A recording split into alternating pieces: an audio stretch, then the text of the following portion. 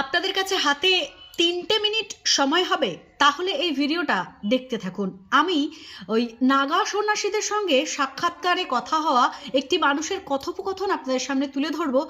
তো যে সাক্ষাৎকারটি আমি আজকে পড়ছি, সেই সাক্ষাৎকারটি শ্রী স্বামী সোমেশ্বরানন্দ লিখেছেন এবং ওই স্বামী সোমেশ্বরানন্দের লেখা থেকেই কিন্তু উদ্বুদ্ধ হয়ে আমি আপনাদের সকলের সামনে এটা পড়ে শোনাচ্ছি। আপনাদের যাদের মনে হয় যে নাগা সন্ন্যাসীরা কেন নাগা সন্ন্যাসী হয়েছে, তাদের জীবনটা কেমন, যাদের কৌতূহল রয়েছে এই প্রসঙ্গে, তো তাদেরকে একটা সাধারণ ধারণা দেওয়ার জন্য এই ভিডিওটা তৈরি করেছি। তো ভূমাগিরি নাগা সন্ন্যাসীর সঙ্গে কুম্ভ মেলায় দেখা হয়েছে একজন সাংবাদিকের, এবং তিনি উজ্জয়িনীতে বসে এক শিবিরের সামনে বসেছিলেন নাগা সন্ন্যাসী, এবং তাকে তিনি কয়েকটা প্রশ্ন করছেন এবং প্রশ্নের উত্তরে নাগা সন্ন্যাসী কি কি বলছেন এই উত্তরগুলো মন দিয়ে শুনবেন, নিজেও শুনবেন, শেয়ার করে অন্যদেরও শোনাবেন। তো চলুন শুরু করি। প্রথম প্রশ্ন, তিনি মাটিতে হাত জোড় করে সাংবাদিক বললেন, ওম নমো নারায়ণ। তারপর সেই নাগা সন্ন্যাসী তাকে সাড়া দিলেন এবং মাটিতে আসন গ্রহণ করতে বললেন। তিনি বসলেন। প্রথম প্রশ্ন ছিল, মহারাজের আশ্রম কোথায়? উনি বললেন, উত্তর কাশীর কাছে হিমালয়ে। তারপরে সাংবাদিক বললেন, আশ্রমে কজন থাকেন, মন্দির আছে?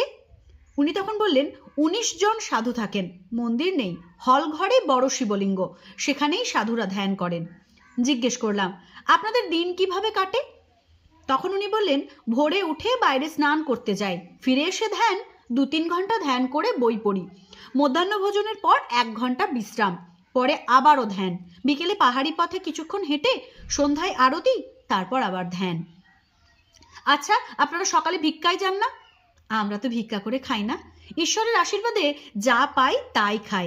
কয়েকজন লোক ও সমিতি খাবার পাঠান, এতেই চলে যায়, আমরা তো এক বেলাই খাই।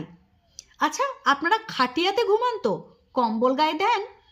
না না, আমরা মাটিতে ঘুমাই, কম্বল নয়, যদি খুব শীত করে তবে গায়ে বিভূতি মেখে নিই, বিভূতি মানে হচ্ছে ছাই। তখন তিনি জিজ্ঞেস করলেন, এত কঠোরতা কেন, শরীরকে এত কষ্ট দেওয়া? উনি তখন বললেন, কষ্ট নয় গো, সাধনা, দেহের ওপর মনের বিজয়, জ্বরের ওপর চেতনার আধিপত্য। আচ্ছা, আপনারা কি সবসময় ধ্যান করেন? সমাজসেবা করেন না কেন? মানুষের এত দুঃখ কষ্ট, সমাজসেবা করতে পারেন তো।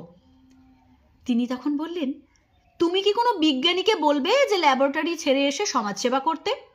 এই যে অসংখ্য সাধু সন্ন্যাসী জপ ধ্যান করছেন, তাদের দিব্য চিত ও তরঙ্গ সূক্ষ্মভাবে সমাজের কল্যাণই তো করছে। মহারাজ, নাগা সাধুরা উলঙ্গ কেন থাকে? সন্ন্যাসী তখন বললেন, সব ছেড়েও কিছু প্রতীক ধারণ করেন সমস্ত মানুষ, যেমন বৈষ্ণবরা শিখা রাখেন